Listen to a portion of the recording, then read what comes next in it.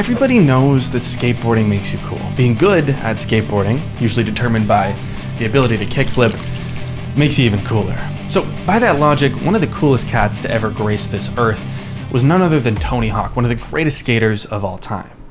And if you can't already tell by my use of the phrase cool cat, clearly I was not very well versed in the universe of skating or having friends as a kid. So when Tony Hawk announced that he was going to make a line of video games, something that was historically uncool at the time, I got really excited.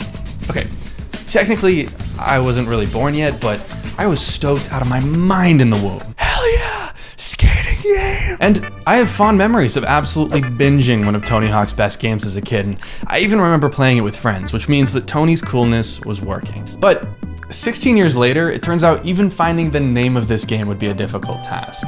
The game itself had been forgotten, with almost no content or discussion being held in any corner of the internet, which is totally weird for a game with Tony Hawk's name on the box. What's more, after finally finding it, it turns out the game itself was even more insane and off the rails than I remembered it being. So the other day when I got absolutely railroaded by a wave of nostalgia, I found myself trying to remember the name of that skating game that I lost countless hours to as a kid. And after racking my brain for a good 30 seconds, I had nothing. Obviously, I was exhausted from all that thinking, but after recovering from having a thought, I went right to Google and I looked up Tony Hawk video games. And I clicked on a list published this year that ranked every Tony Hawk game from best to worst, according to Metacritic. First, Proving Grounds. Metascore, 73. Wrong game. Next we had Project 8, Metascore, 76. This wasn't right either.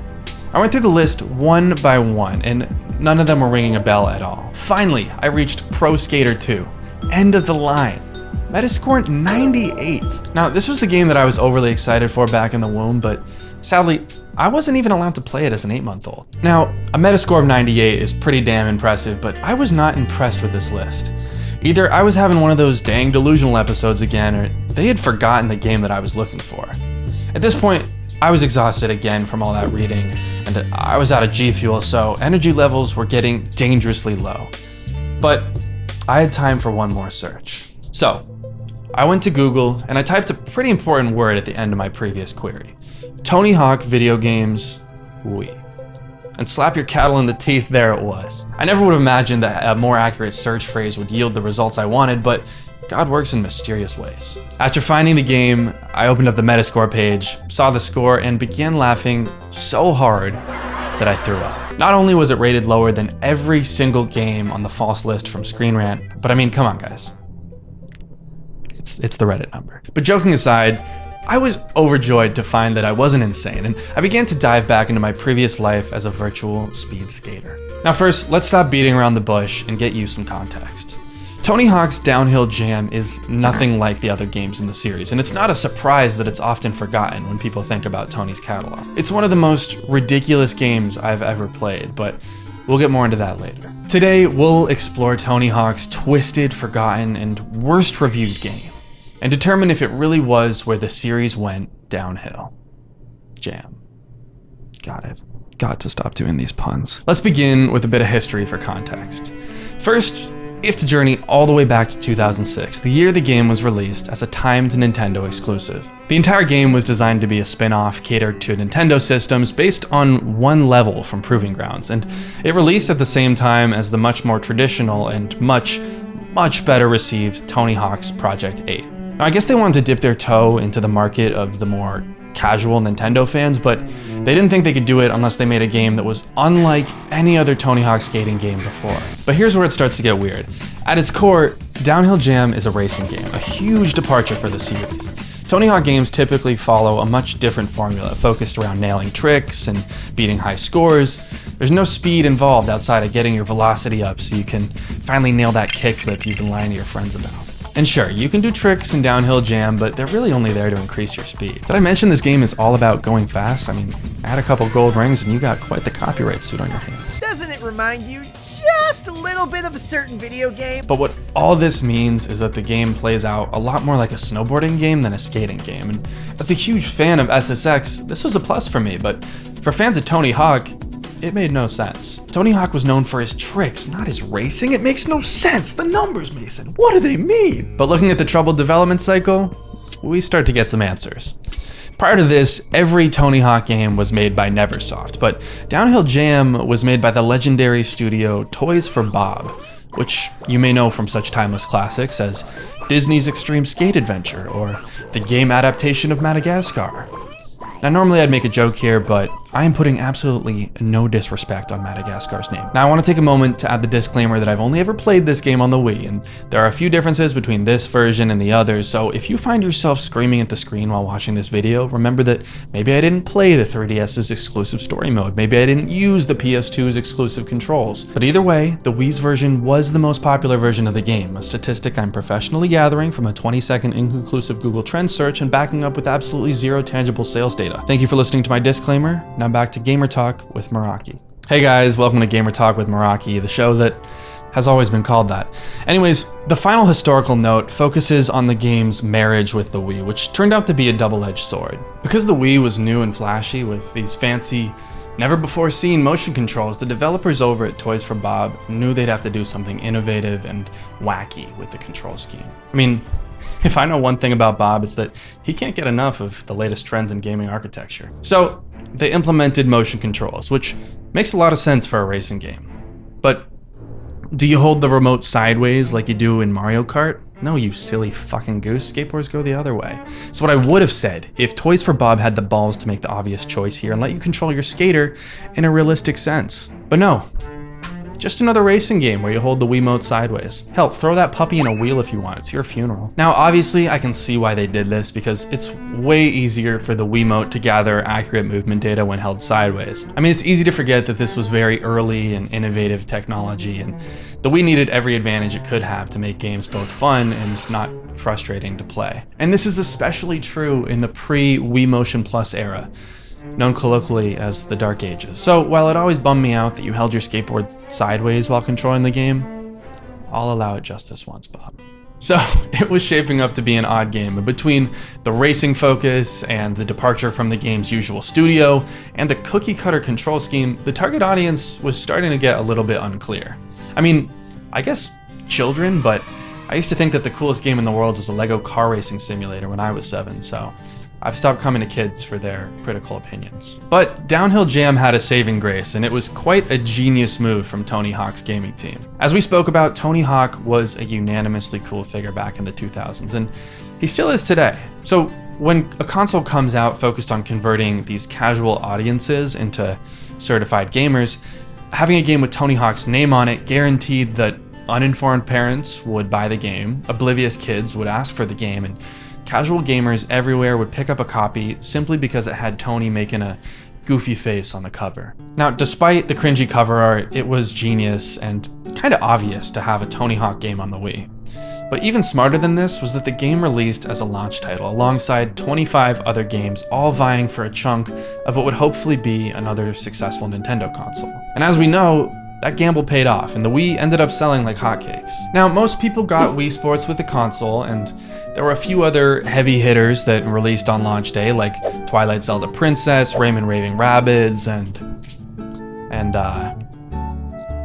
the rest of these games kind of suck. Suddenly, looking back, Tony Hawk's Downhill Jam absolutely stands out from the pack of games like Happy Feet, the game, Cars, the game, Open Season, the game, Ice Age 2, The Meltdown, the game. Little pro tip for the gamers at home, when you see an animated movie's cast on the box art, run the other direction. I mean, unless of course it's Madagascar the movie, the game, which I will put no disrespect on. So Tony Hawk's Downhill Jam was positioned well, but it takes more than a little preparation and market research to have a game that stands the test of time. And sure, I have nostalgia for tearing down the hills in a jam fashion, but how does it hold up today? Time.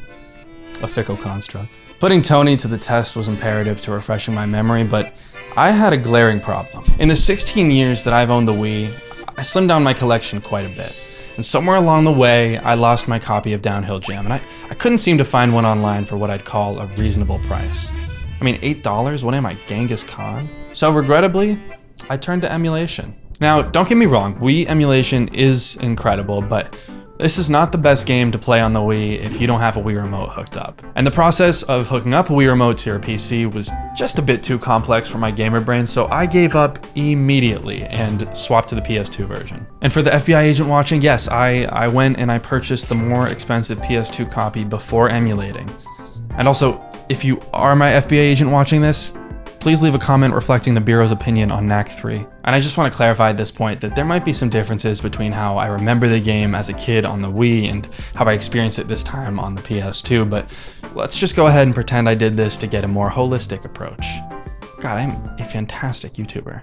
Immediately after booting it up, I was thrust back into the throes of nostalgia as I gained speed and completed the first tutorial in what must have been record time. As a reward, I was greeted with this little graphic of Tony throwing up the esteemed triple pog and a promise of, holy shit, I'm already learning how to ollie? Just moments after learning how to ollie, I cleared the absolute shit out of a full-size bus, and it was clear I still had it. Now, after learning a few more tricks, I was reminded of how grinding works in this game. Basically, you press one button and Tony latches onto the rail or ledge with the force of 10,000 suns, refusing to be thrown off unless you lose your balance in this comically easy minigame. Damn, do they feel good. I mean, probably because they allow you to just disobey the laws of physics 90% of the time. Finally, the game decided to teach me about the zone bone, which almost sounds like a phrase that should not be in a children's game. Naturally, being in this zone of bone earns a flame, which can then be redeemed for an epic boost. However, the tutorial adopted a condescending and demanding tone which I did not like, so I decided to rebel and not boost. Tony was not very happy about that. After trying again and adapting to societal norms, the game graciously allowed me to proceed, signified by yet another Tony triple pog. I actually totally forgot about the next part. Downhill jam would straight up let you clobber the other skaters when flying down the hill. I guess if you can't win through pure speed, you can win through maniacal sabotage, which is a wonderful lesson to teach the young gamers of America. So finally, after a record 4 Tony triple pogs and some amazing 2000s pop punk filling my ears, I was ready to get out there and skate. The tutorial was actually the perfect length, and it was a great refresher for the very basic gameplay that this game has to offer, but the real test lay ahead. The first difference I noticed was with skateboards. I'm pretty sure that the Wii version only had the base model, but it was a welcome addition. Personally, I had my eye on the Sector 9 Goddess of Speed, but I settled for the lame TFB Basic for now. And I love these little interlude videos of Tony skating downhill, like, yeah guys, I can skate downhill too. I mean, yeah, Tony, we know, we get it. You're the most decorated skater of all time. You can relax. But after getting into my first match, I quickly realized that there was a reason that I really remembered the grinding feature of all things. In the 48 seconds I was on this level, I think about 40 were spent absolutely glued to a rail. And it was kind of fun, but the way it throws you off randomly was really stressful, and the level overall was a little bit boring. I guess I should have done more clobbering like Tony always says. But the next stage introduced yet another element of the game that I had long forgotten: the game's storyline. The story in this game is not told through derivative gameplay. No. It's told through these odd 2000s dating show-esque interviews where the character says a few lines about what's going on. Back in the day, I used to have to walk to school, except I was hella fat and couldn't walk very far without getting hella tired. But I did not let the plot distract me, and I came out absolutely clobbering, just like Tony would have wanted. And honestly, I kind of remember this game better than I thought. I know I must have played like 100 hours as a kid, which is a lot given its depth, but I was remembering these little shortcuts and tricks about these levels from when I was literally 8 years old. My muscle memory was so deeply ingrained that I actually started jerking around the controller like I was playing the Wii, scaring the cat off that was on my lap. Katsu, I need you to tell them that no animals were harmed in the making of this video.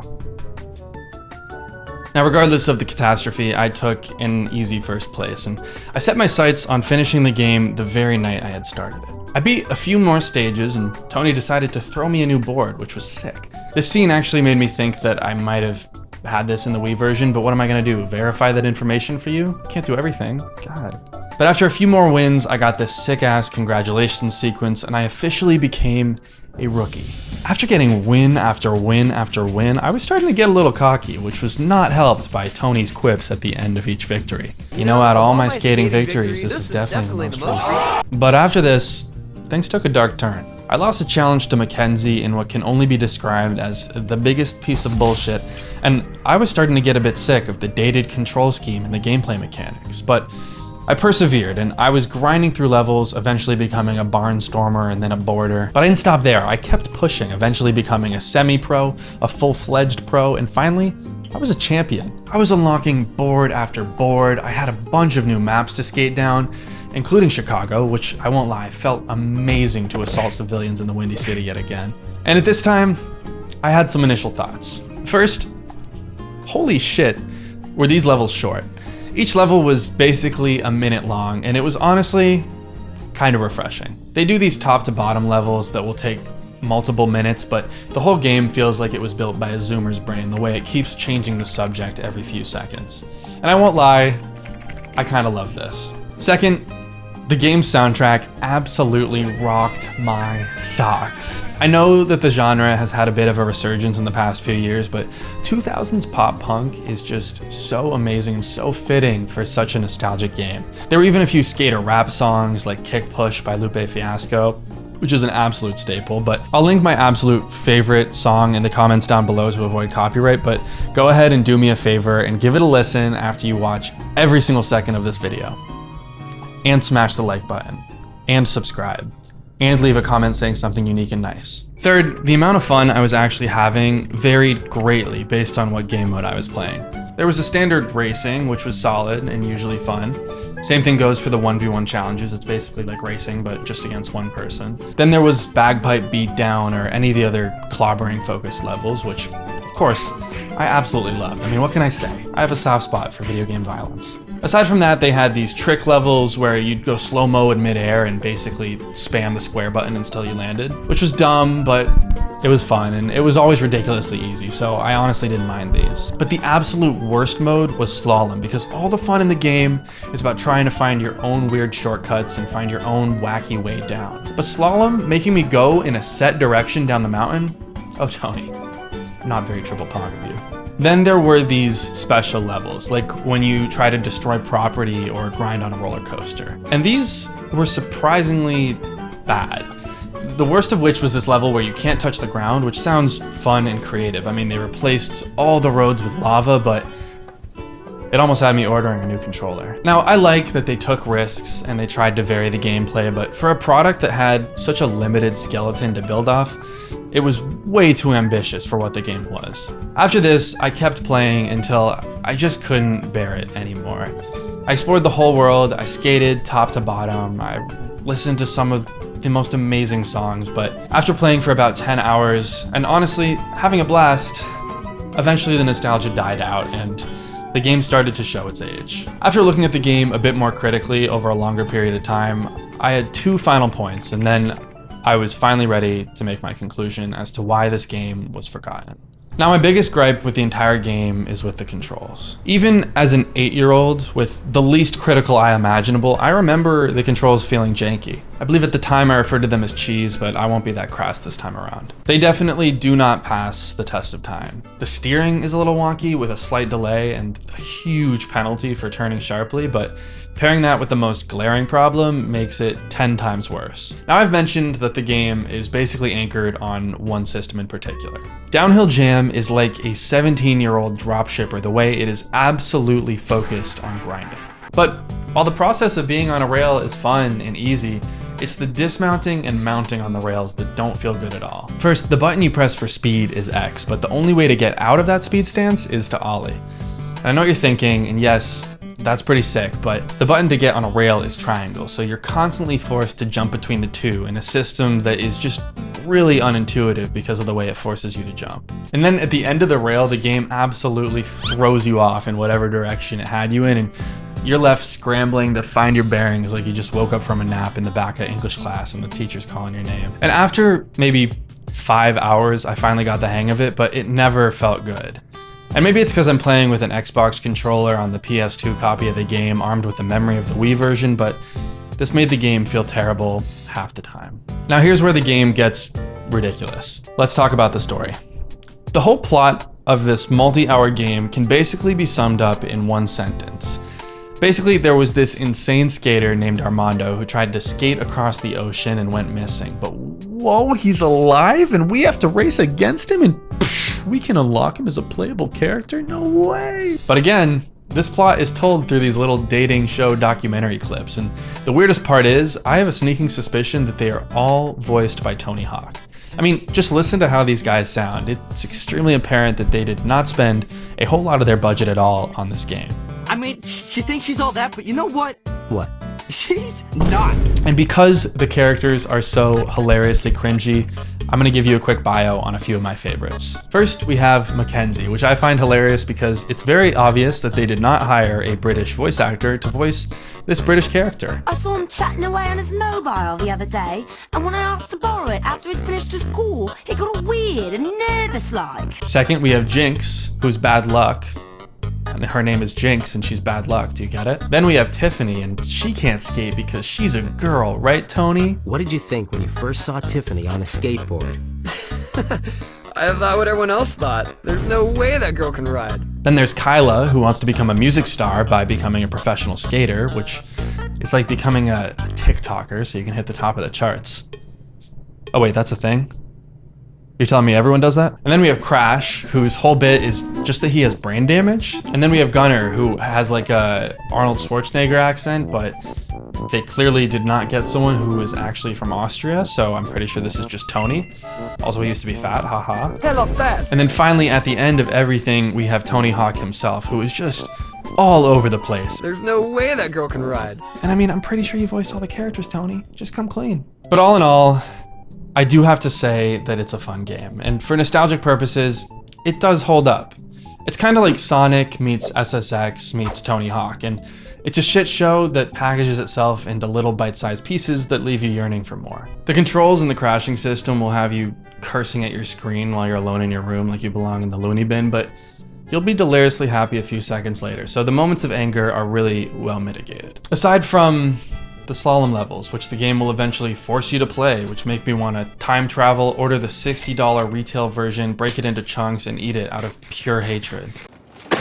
But in the end, it's not a surprise that this game was forgotten, as it clearly was an afterthought in the series. Now maybe I'm wrong, and maybe the guys over at Toys for Bob were really passionate about the IP, but aside from a bit of depth in a few of the maps, the game is rather shallow, and it doesn't feel like a passion project at all. I wouldn't go as far as to call it a cash grab, but given the release timeline and the branding, I really can't deny that it was just a good business move. Although to me, it is a bit of a bummer that the developers didn't try to do more with the fact that the game was going to be a launch title on the Wii. I mean, they could have literally just turned the controller 90 degrees, and I'm confident we would have been talking about this game in Oscar speeches. But one thing I will say is that this game barely feels like a Tony Hawk game. It's a total departure from the typical skate park feel, leaning heavily away from realism and leaning heavily into arcade.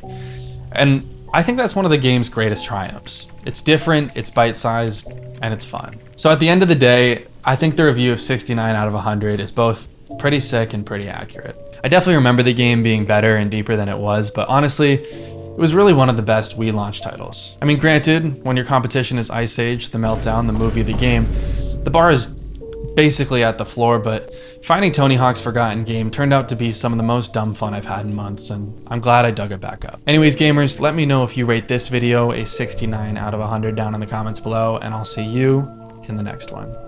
This has been Meraki. Bye-bye.